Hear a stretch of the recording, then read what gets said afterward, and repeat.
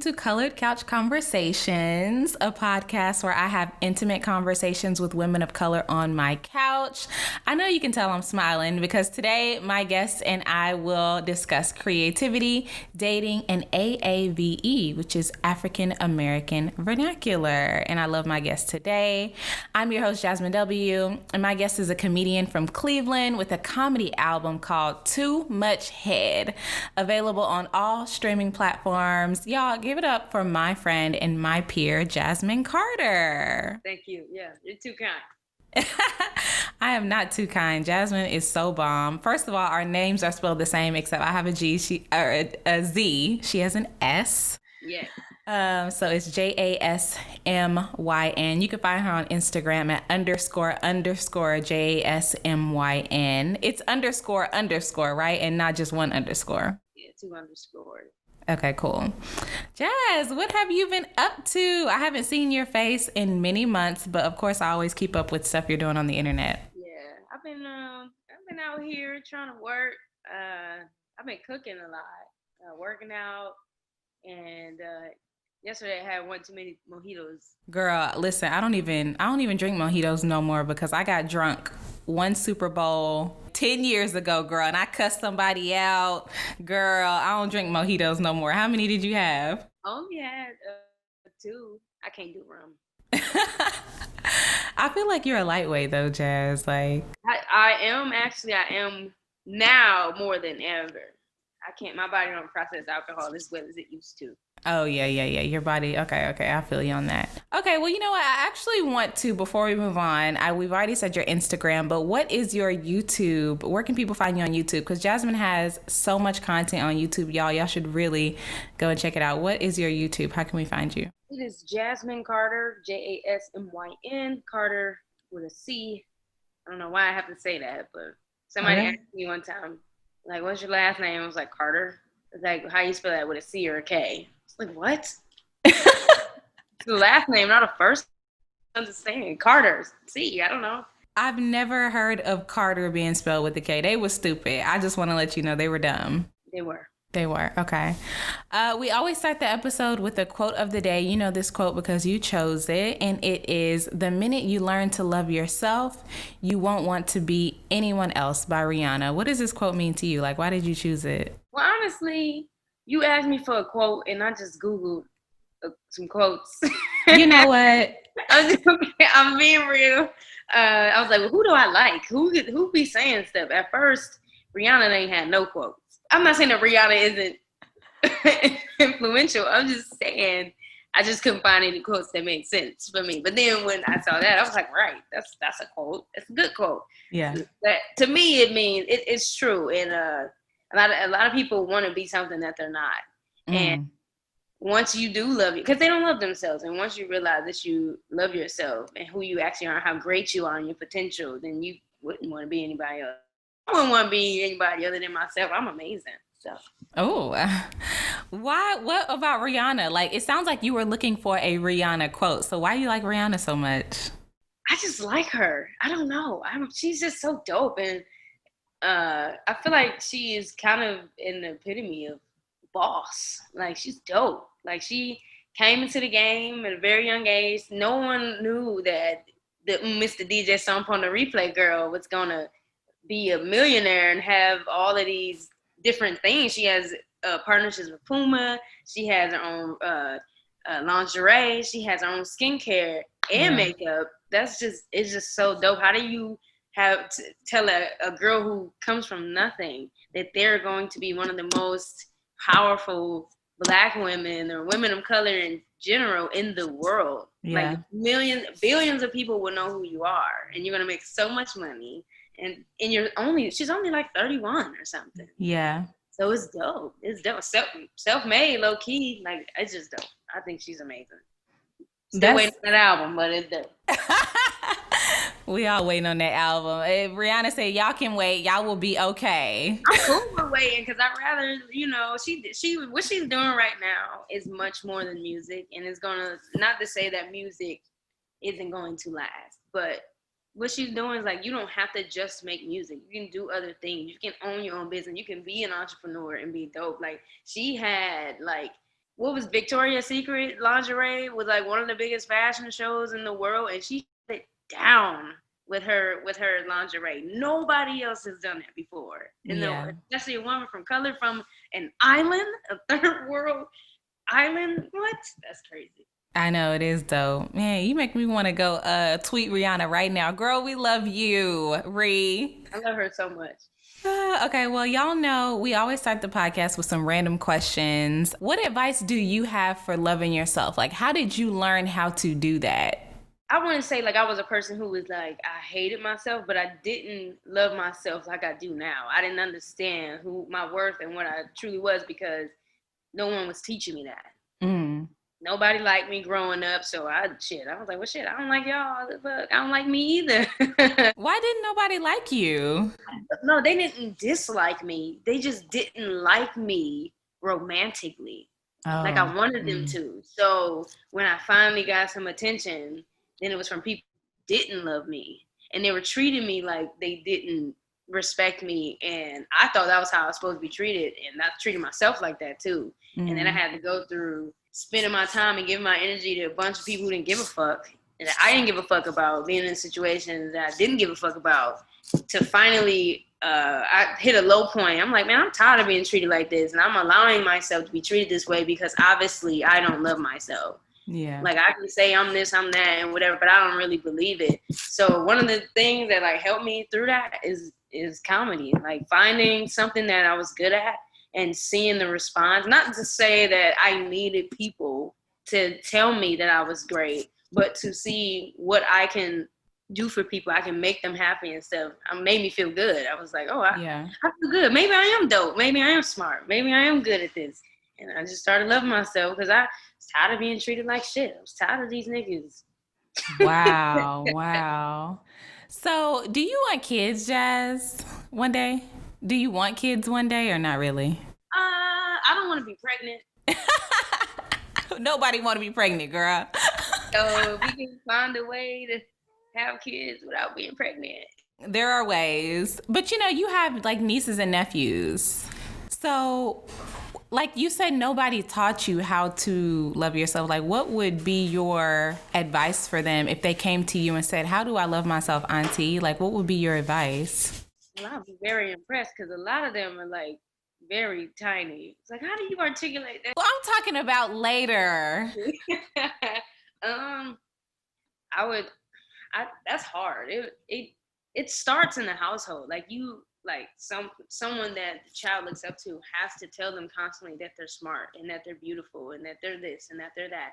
So every chance I get, I say that to my nieces and nephew. I let them know that they're smart and put them in the mirror and tell them that they're smart and that they're beautiful and that they're handsome and whatever. I would literally just say, just find the things that you love most about yourself and tell yourself that every day. Yes. These traits that you have, look at yourself and tell you that every day. Not to say, like, I don't be in the mirror like, girl, you bad.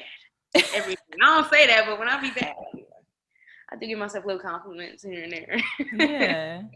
That's like number one, Jazz, like the number one question I get mainly from like younger people that watch like my TikTok videos or Instagram or whatever. It's like, how do you have so much confidence? How are you so sure of yourself? And it's a practice.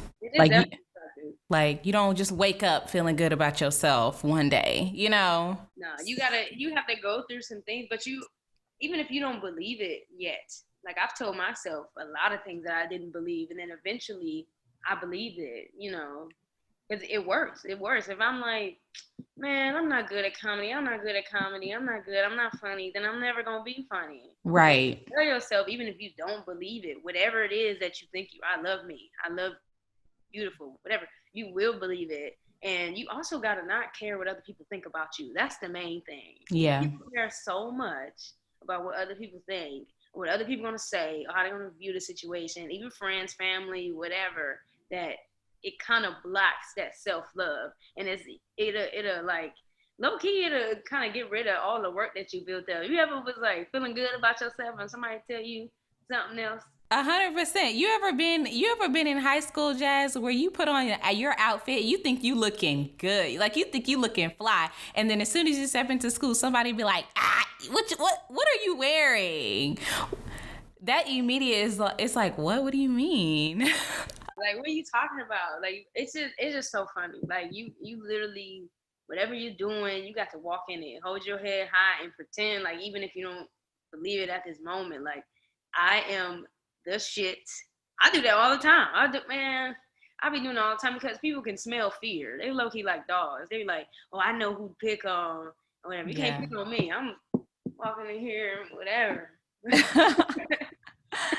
You're right. Okay, well, you talked about like dating people who didn't treat you that well and like accepting that until you finally said, you know, I'm not going to accept that anymore. You feel like you've ever dated somebody with low self-esteem? Yes and no. It depends because I think people who treat people bad have low self-esteem and they do that to make them feel good about each other. But I never really dated somebody or was in a relationship with somebody that was like, I'm not this, I'm not like themselves, talking about themselves. I never dealt with that, but you don't have to say that to be someone of low self-esteem. So yeah, I think I dated two people who had low self-esteem. I do. It don't work for me. I can't.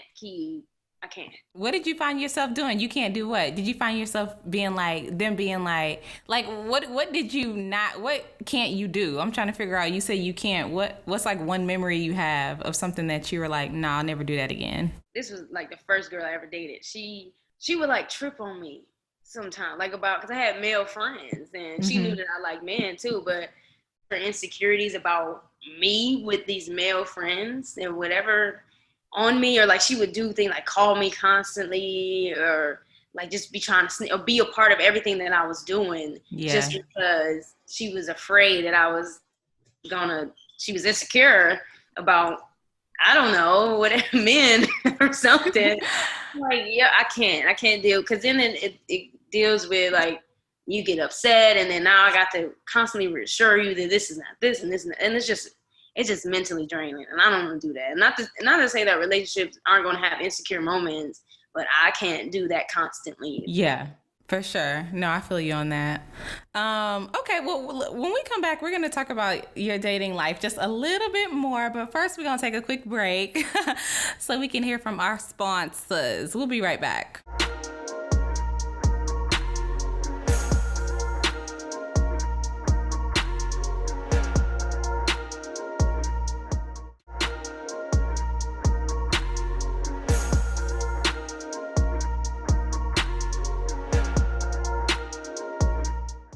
Hey y'all, welcome back to Colored Couch Conversations. I'm sitting here with Jasmyn Carter. You can follow her on Instagram at __JASMYN. And if you follow Colored Couch Conversations on Instagram, she will be tagged on the post. So you will already have access to her social media. Now, we were talking about dating. Well, you know what? I actually wanted to ask you something. So you have a joke where you talk about how you are no longer gay. So do you consider yourself bisexual, or do you only date men now, or what? Oh my God, I'm glad you brought that up. I say I used to be gay, just a play on words, because it's much more attractive to say I used to be gay than I'm a straight woman who was out here, whatever, trying to figure out my sexuality. Experimenting. That sounds complicated. And then the experimenting. So the thing was, I was never gay, never was gay. I did, however, explore my sexuality. I don't consider myself bisexual because in reality, sure, I'm sexually attracted to women. Women are beautiful, but I don't want to be in a relationship with a woman. So I don't believe that I should disrespect women or use them just because I'm sexually attracted to you in a moment. I'm not a person who want to be out here. I don't want to just be sleeping with anybody and everybody. And I don't feel like I want to, just because I'm sexually attracted to women and I can't offer you a relationship, that I should use you for sex, for my game. And I know there's people out there that's like, oh, I'm down with just the sex or whatever, but let's be honest. How many times are we just having sex and then somebody catches feelings? Yeah. You know, it could be either way. I'm not saying it's gonna be me. It's just gonna be the woman. It could be me too. I can catch feelings, and then later on we're gonna have an issue because I don't woman. I want to be with a man. So I'd rather not. But hold on, my question for you is why are you blocking off women? I'm not. I just don't. I know that I want to be with a man. That's just Okay. There's Okay. There's nothing wrong with women. I'm just saying what I prefer, what I want, the energy. I want it from a man. That's Okay. it. Okay. Nothing wrong with women. Women are beautiful and they listen. Sex is better. So it depends. Like, I mean, if you want to go like technically, like when I've had sex with women, I've always had an orgasm, and only one man has given me an orgasm. Yeah. So it's like technically it could be perceived that the sex is better. Head is definitely better from a woman and kissing. Well, she said and kissing. You know what? I'm done with jazz with and kissing. I don't know if you've ever kissed a woman before, but they just are. They are gentle. I'm not attracted to women at all. So, like, not even a little bit. Like, I love women. I think women are gorgeous and beautiful. I would never want to suck a titty ever.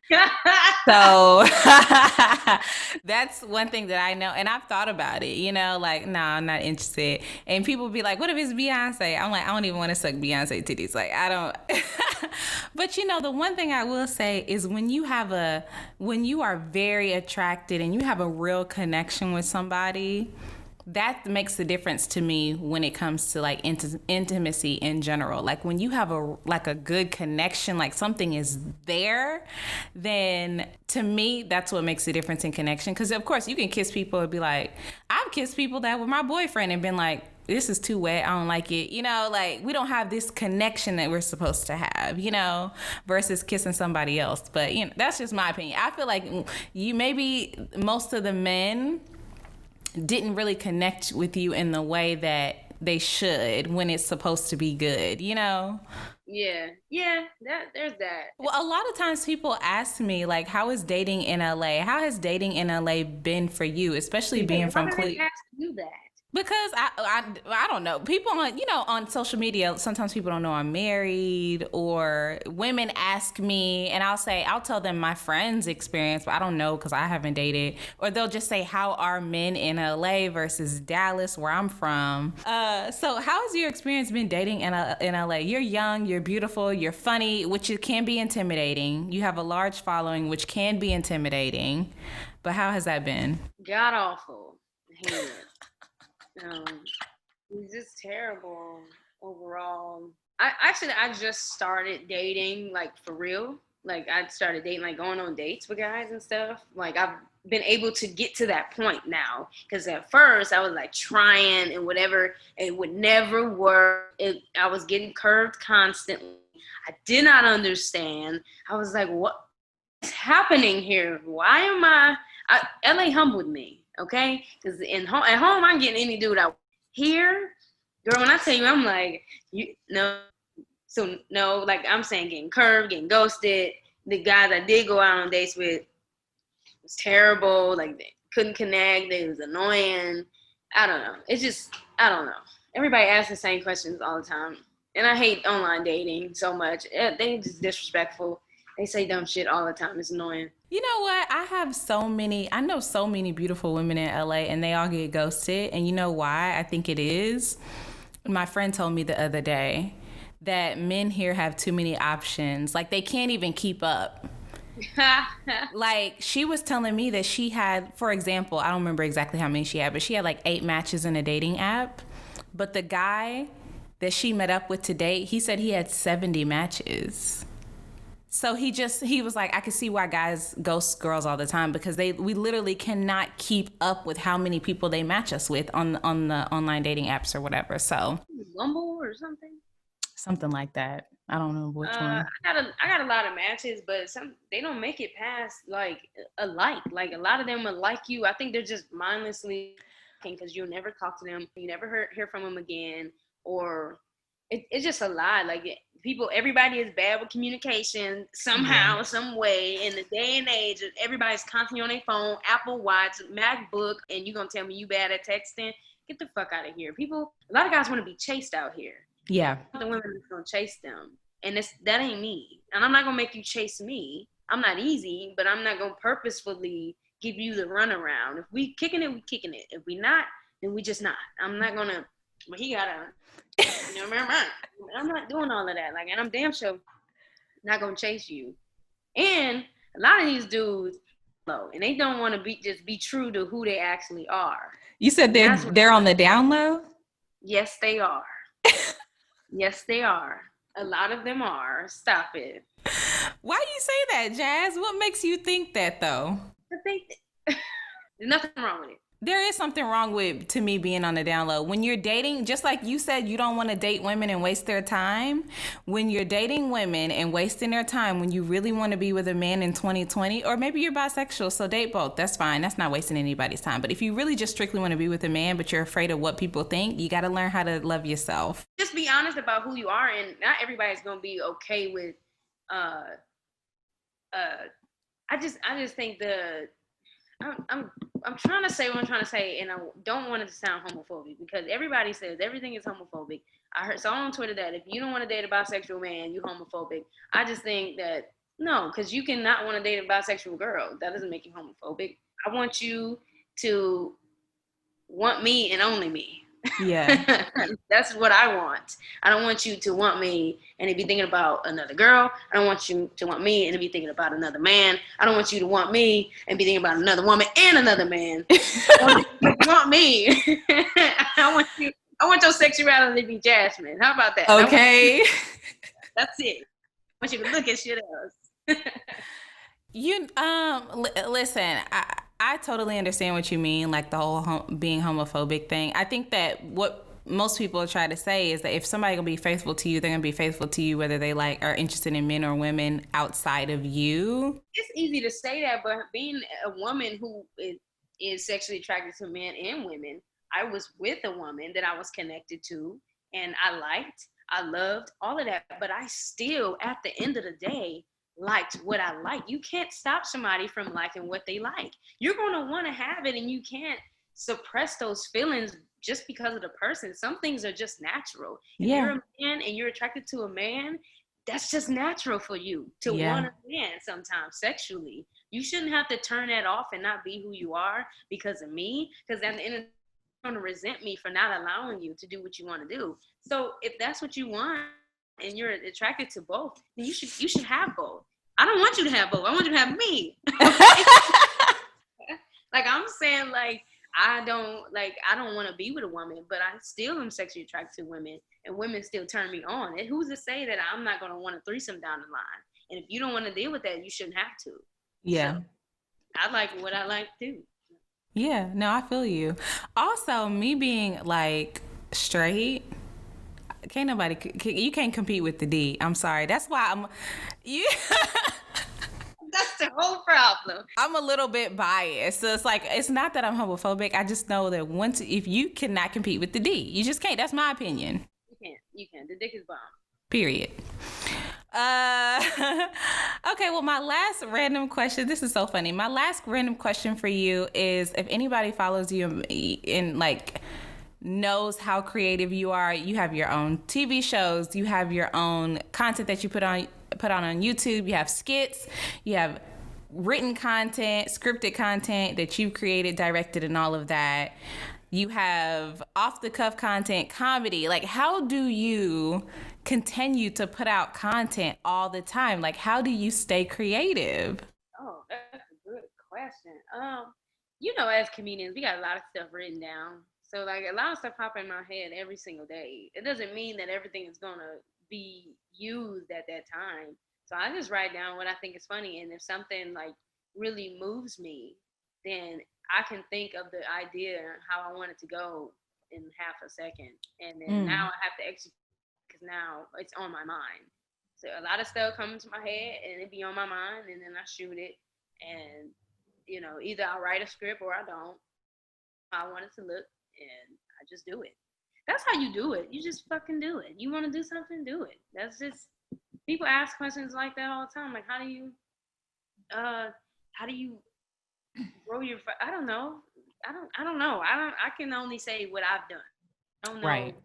in the wrong way, because obviously there are people out here with much more followers than me. I got 1% of the following that they have, which is not a lot, essentially. What works for me may not work for you, but at the end of the day, you just gotta do it. If you feel creative, do it. Doesn't matter what it looks like, as long as you get into the habit of doing it. Then it's gonna open up a bunch of doors and avenues that you can be like, oh, now I want to do this. You just have to start with one thing and then do it, and then it'll open up doors. I started with videos, and that opened up the door for stand up. Yeah. Stand up, and that opened up the door for acting. I'm like, well, I really like acting. I really like this. I want to do this. I want to write more. I want to do this. So you just gotta, man, do it. Quit asking questions and just do it. Yeah, stop asking questions. Don't be afraid to fall or fail or whatever. We got phones that look like top of the line equipment right now. You don't need a camera. You don't need audio equipment. You don't need any of that. All you need is yourself and something to film it on. When I started, I had an iPhone 4. Yeah. No lights. I just had to shoot with God gave me. He gave me iPhone fucking 4 and lights. That's it. But you know what? You have all of those things, but you have all of those things now, but don't forget the other things that you have to have. You have to be creative. You have to be funny. And Jazmyn happens to be creative and funny. You might not be. I just want to let everybody know right now. You know, and keep going until you find your niche and everything. But you got to be creative. You got to be funny. You got to be entertaining. Yes. And you got to want to do it for the right reasons. If you're just trying to do it, and I'm not saying that just to make money is not a reason to do things, because if you can understand an idea and how to do it and make money and that's all you want, then I wouldn't say don't do it. But also know that what you do on and off the internet is a reflection of you and the people who look like you and stuff like that. So yeah, I would say do it for the right reason and make sure your content is wholesome for the people that look like you. What do you mean by that? I see a lot of people who like do a lot of stuff, and I'm just talking about people like that look like me. Yeah. People look bad. Like a lot of content make women look bad. It make black people look bad. It make black women look bad. And I know that's just the easiest joke to do and have black people and black women especially be the butt of all the jokes, but it's not good all the time. Now people who have no idea what about us, who don't even want to begin to understand, they get their perception of us from you. Yeah. And it hurts the cause. It hurts us. It puts us in a position like, oh, well, if all you see is content of black women act like this, now you're going to think that black women act like this. Yep. So. You're perpetuating those negative stereotypes. Stop doing it. Well, listen, when we take a break, I'm going to ask Jazmyn who exactly she talking about.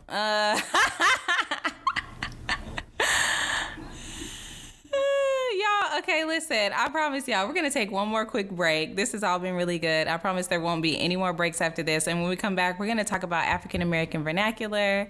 We're going to talk about being a black woman a little bit more. And we're going to give advice to someone who is looking to stay motivated through COVID. So we're going to hear Jazmyn's tips. We'll be right back.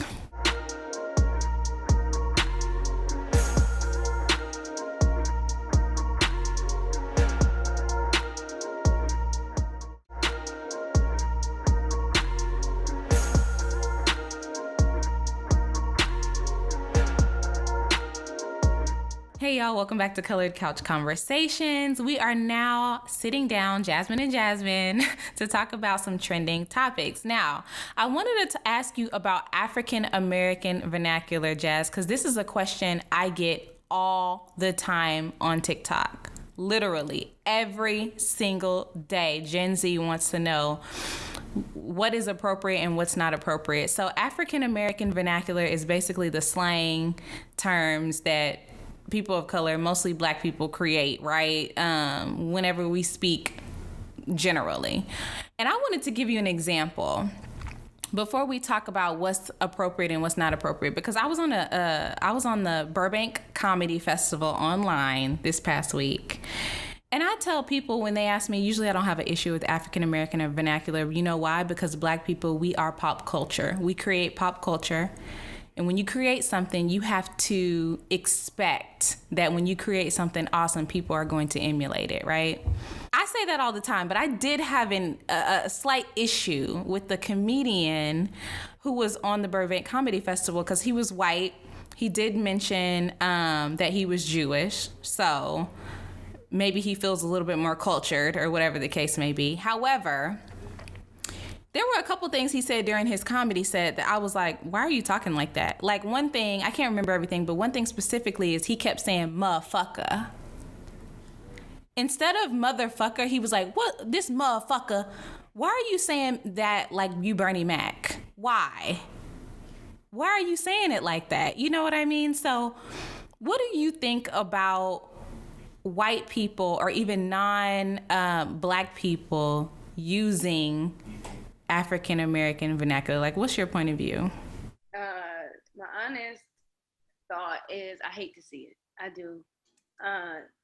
Like, if that's how you grew up, that's just, I get it. People grew up in different situations all the time. And I'm not saying that every black person used this, whatever you said.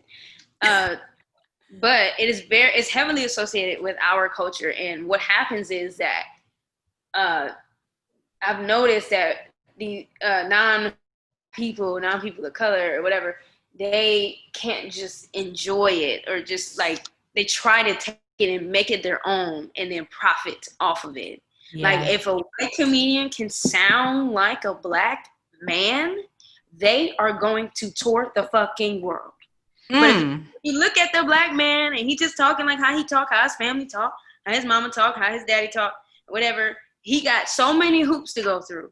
But you get this white man or this white woman who sounds like the black person, that's better for them. A lot of people don't know. That's why Elvis is famous in the first place. Because there's a white guy who sounded like the black man.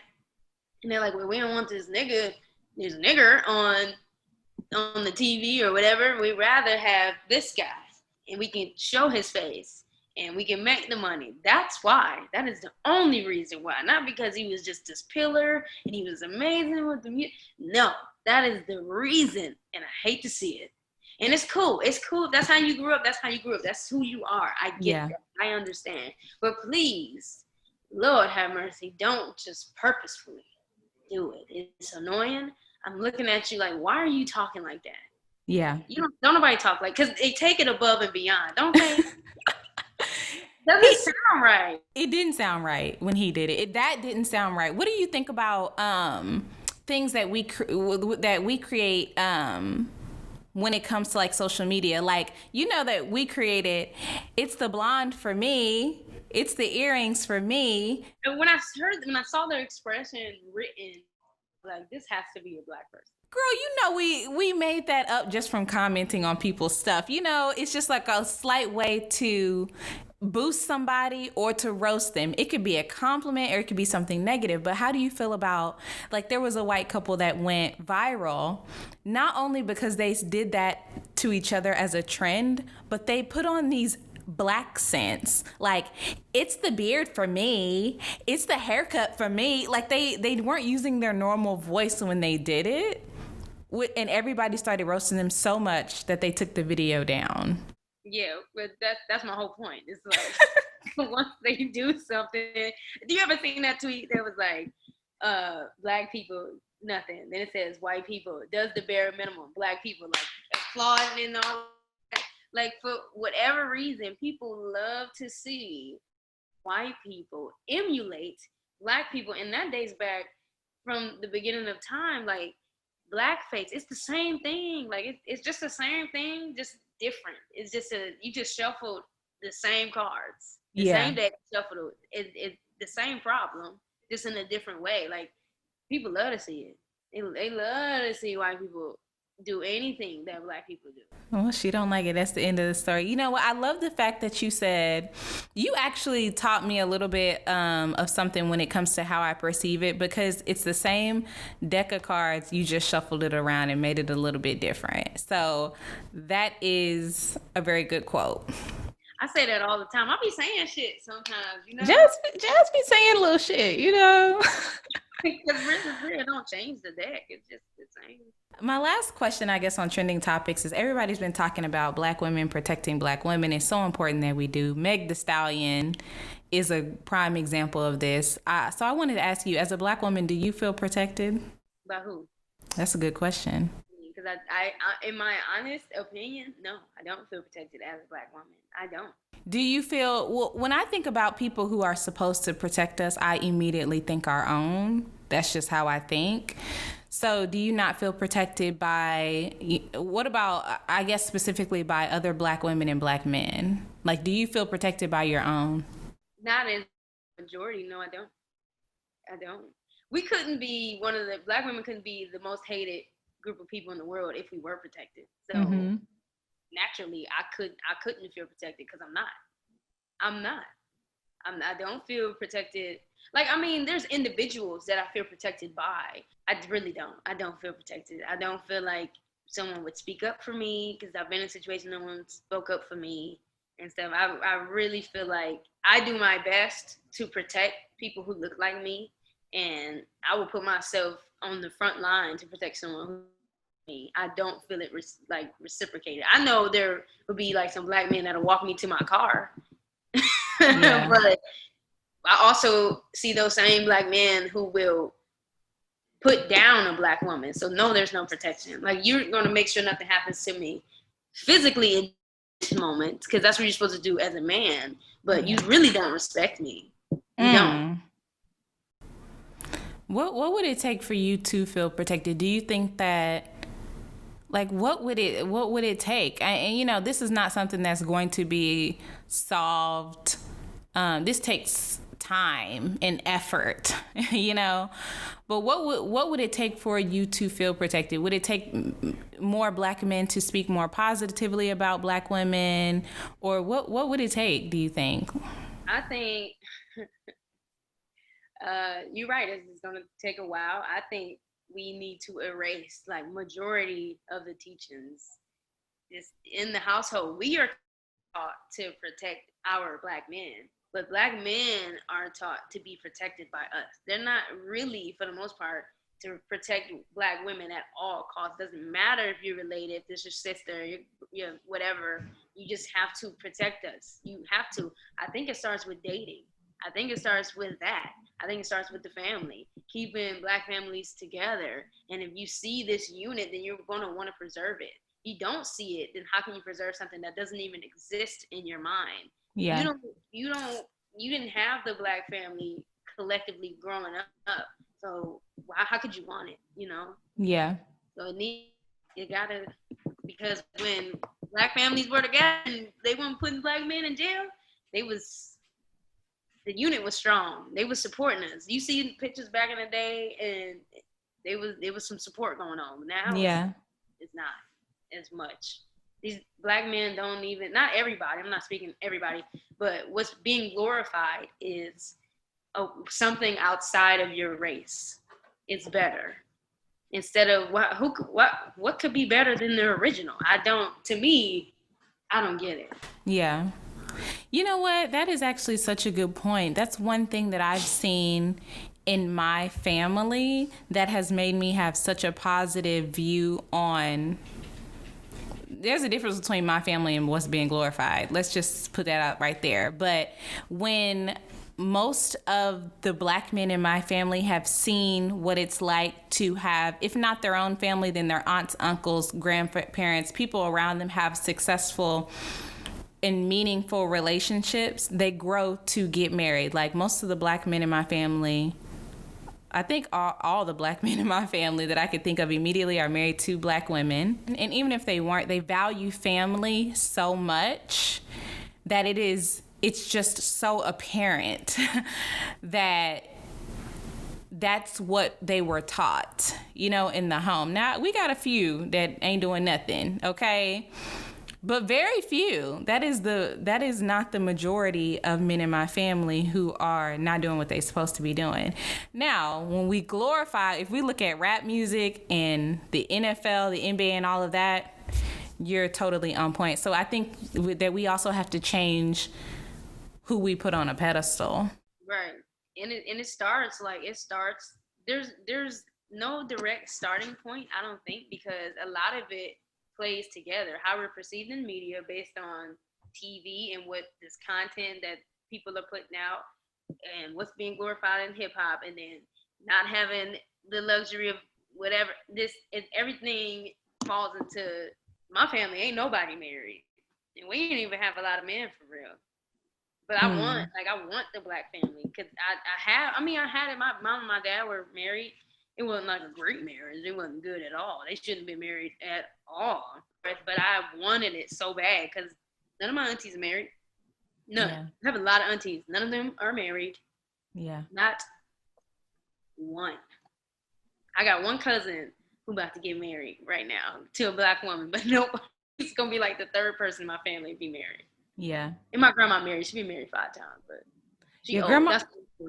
Hold on, your grandma been married 5 times? Yeah, she old. That's what they do. Old people get married constantly. Oh, she was a bad bitch, or she is. My brother said she was a black widow. He said every husband she had has died. It's true. She killing people? No. One of them like had a heart attack. One of them had like a stroke. I don't know. Her husband now, he got like Alzheimer's. Health, like when they got married, his health like plummeted. She ain't killing no. It just looked bad. I get it. It looked bad. Your granny out here, she got sometimes she putting something in their oatmeal or something. The crazy thing is she don't cook, so they're gonna go and corral all the time.